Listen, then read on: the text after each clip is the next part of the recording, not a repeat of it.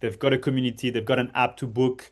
Can we use this real estate, both digital and physical, to try and push the media side of their business? So the video content, the audio, all the ancillary content, trying and push it where people do their purchase or where they do their booking, I think is one idea. Pickleball has this unique opportunity, sorry, being the little brother of the AO and having a relationship with Tennis Australia. I think there's something there that they can leverage in and around the AO and the events to try and get a bit of attention out of the big brother, right? And I think that's an obvious play as well. Um, there's some sort of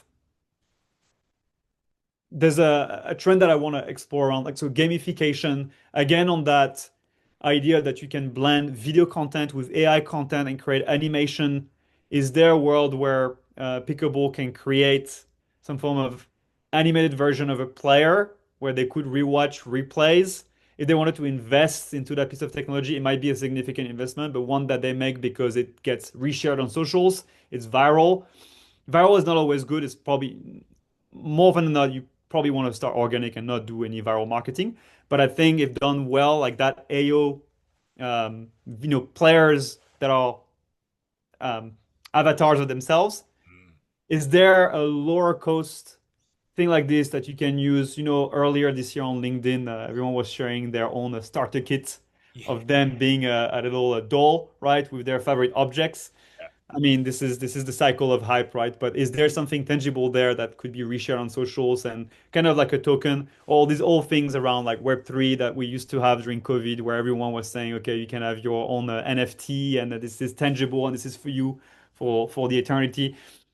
Is there something there around digital identity that people that book courts could get as a unique benefit of being an NPL member and booking courts, and they get this and they get to share it. And then the same way, or a more classical and maybe tangible example for people that run is on Strava or Nike app, right? You get your trophies, you get some form of gamification from running and from doing it consistently. So, and by the way, Nike launched a guided running where you can learn from a coach depending on your level of experience. You can learn how to run, right?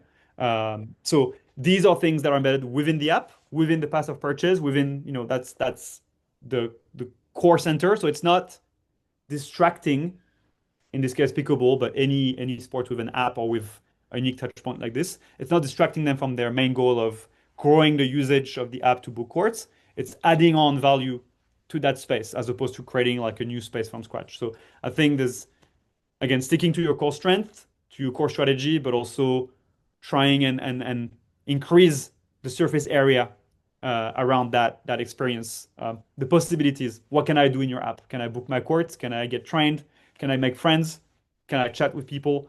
I think that's an interesting idea to follow on if you've got that set up like the NPL does in Australia.